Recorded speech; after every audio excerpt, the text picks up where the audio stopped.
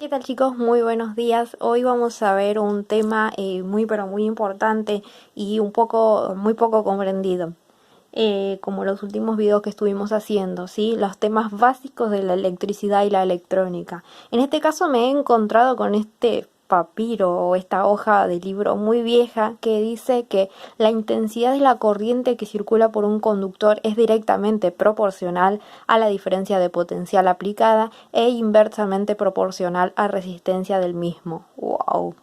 Es increíble esto. Eso es una ley de Ohm que fue ideada y pensada o descubierta en 1827 por el científico George Simon Ohm, ¿sí?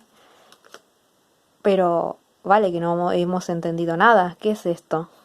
Siempre se estudia así, siempre se estudia de memoria y no se entiende para qué nos sirve, qué es, y nos aturde bastante entender esta teoría, esta ley que es muy teórica. Así que lo que vamos a hacer es verla de una forma un poco más práctica y entender qué es, para qué, para qué funciona y por qué la tenemos que estudiar, ¿sí? Así que continuemos. Ahora imaginemos lo siguiente, que tenemos un material conductor. Por ejemplo, acá tenemos un cable. Imaginemos un cable de cobre, por ejemplo. Y una lámpara, un foco, ¿sí? Acá lo que vamos a observar es que ese material conductor tiene muchos electrones libres, ¿viste? Una cantidad de electrones libres que lo que van a hacer es querer moverse a través de ese conductor. Y nosotros los vamos a poder mover aplicando una tensión, ¿sí? Una tensión, una batería, una fuente, ¿sí? Que lo que va a hacer es, va a tener un polo positivo y un polo negativo, esa fuente. Lo que va a hacer es atraer a los electrones libres hacia el potencial positivo de la fuente de tensión, ¿sí? La tensión lo que va a hacer es atraer, va a ser esa fuerza que nos va a mover a los electrones que tenemos dentro de ese conductor, ¿sí? Si damos una definición formal de tensión, vamos a poner así para que se entienda un poco mejor, es trabajo por unidad de carga ejercido por el campo eléctrico sobre una partícula cargada para moverla. En este caso, las partículas que estamos moviendo son los electrones, ¿sí? Son cargas eléctricas negativas que se van a ver atraídas y van a empezar a circular. Ahora, si nos detenemos acá, estamos viendo que tenemos la circulación de esos electrones, el movimiento de esos electrones, que lo que vamos a hacer es llamarlo corriente, ¿sí? La corriente, la definición formal, va a ser el flujo de carga eléctrica que recorre un material en una unidad de tiempo. Son los electrones que se van a empezar a mover a través de este conductor. Ahora, detengámonos acá. Este conductor tiene los electrones libres que van a querer moverse, pero va a aparecer un nuevo concepto que es la resistencia eléctrica, ¿sí? La resistencia es la oposición que ejerce un material al paso de los electrones, ¿sí? Podremos verlo esto un poco más claro, la definición de resistencia. Imaginemos este material, ¿sí? Imaginemos que es un material un conductor, ¿sí? Un conductor, perdón. Imaginemos que es un aluminio o cobre, un cable de cobre podría ser, y que lo que vamos a hacer es, a través de él van a estar los electrones que van a ser movidos por la tensión, ¿sí? Y va a comenzar a circular una corriente. Nosotros podríamos hacer pasar muchísimos electrones juntos y van a pasar todos juntos, ¿sí? En menor tiempo. O sea, va a haber más corriente en menor tiempo. Va a pasar más corriente a través de este conductor. En cambio, pensemos si tuviésemos otro tipo de material, un material más aislante, como por ejemplo la cerámica, que lo que va a hacer es dejar pasar los electrones, pero no tantos y no al mismo tiempo. O sea, podríamos dejar pasar, en este caso, solamente de a un electrón y van a ir pasando más lento, ¿sí? No van a poder pasar de a dos, por ejemplo. van a pasar más despacito y vamos a tener en mayor tiempo la misma cantidad de corriente tal vez que en el anterior, ¿sí? No quiere decir que si cambiamos y ponemos una resistencia de un tamaño, un grosor más grande, eso nos va a decir que va a pasar más corriente. No, tiene que ver con el tipo de material con el que están construidos, ¿sí? Con cerámica y otros materiales con el que se fabrican las resistencias. O con el propio cobre tiene un nivel de resistencia que eso lo vamos a ver después en el tema de resistividad de los cables, ¿sí? Ahora bien, lo que vamos a hacer es detenernos en las unidades y hacer un repaso rápido de esto, ¿sí? Tenemos la corriente, que es el movimiento de esos electrones que son atraídos por la fuente, ¿sí? Son atraídos por la fuente por el potencial positivo, ¿sí? Esto tiene que ver con el sentido real y el sentido convencional de la corriente. Si nos detenemos acá un momento, lo que vamos a pensar es que los electrones son cargas eléctricas negativas que van a ser atraídas por el potencial positivo de la fuente, ¿sí? Vamos a correr esto acá un versito. Y tendríamos una corriente que circularía en este sentido, desde el negativo hacia el positivo. Eso sería el sentido real de la corriente. Pero cuando se investigó y se descubrió esto, ya era muy tarde para cambiar los libros y durante muchos años se creyó que el sentido real de la corriente era desde el positivo hacia el negativo. Y se estableció que ya no se podía volver atrás, así que se utilizaría desde ahí en adelante siempre el mismo sentido de la corriente, desde el positivo al negativo, ignorando que por un momento que el sentido en realidad es desde el negativo hacia el positivo.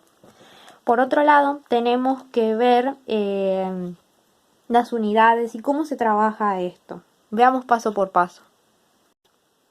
La corriente eléctrica se simboliza con la letra I. Se simboliza con la letra E. Es como decir que vamos a abreviar su nombre con la letra I. Y por otro lado, la unidad con la que se trabaja la corriente es el ampere, simbolizado con la letra A.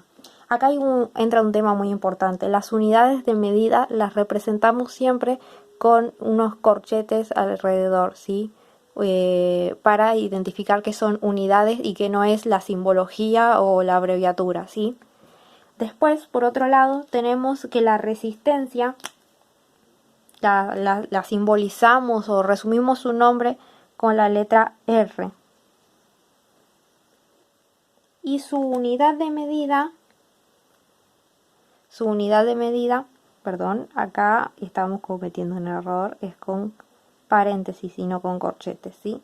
La unidad de medida es el ohm, simbolizado con la letra omega, como el famoso videojuego God of War.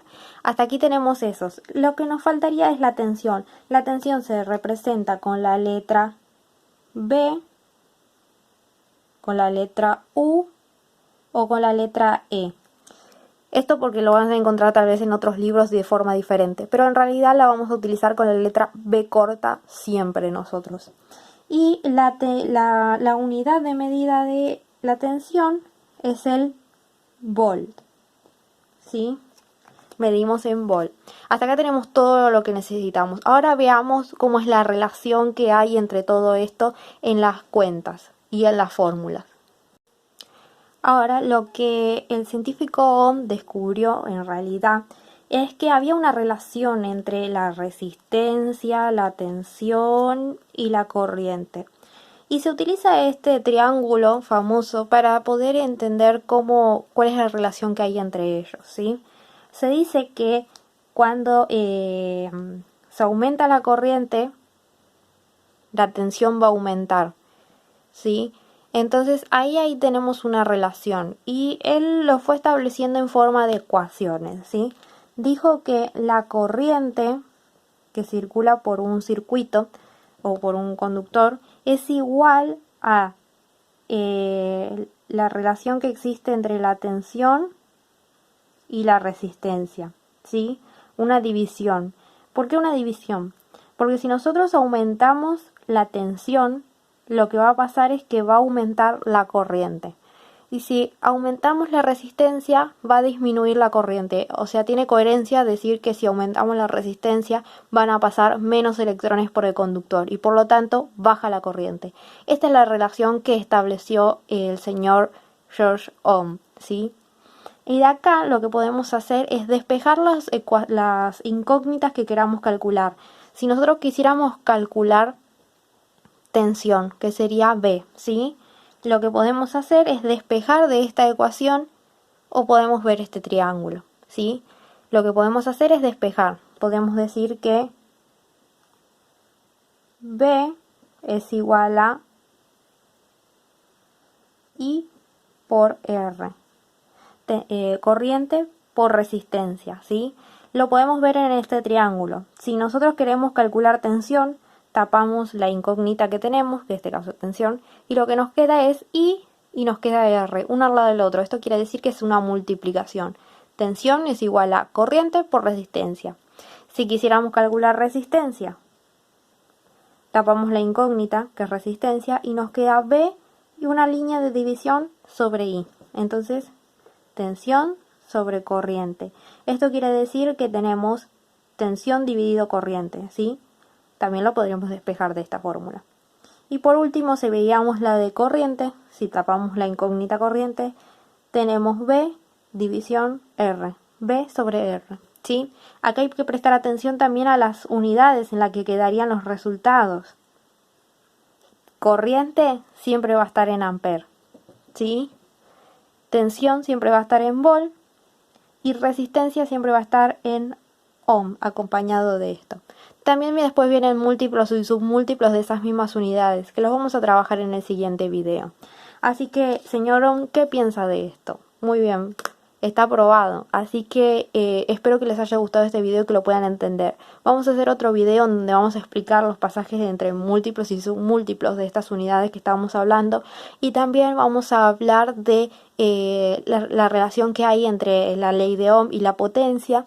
Y otras cosas muy importantes, como por ejemplo aplicar esto en algunos ejercicios. Así que nos vemos en el próximo video. Hasta luego.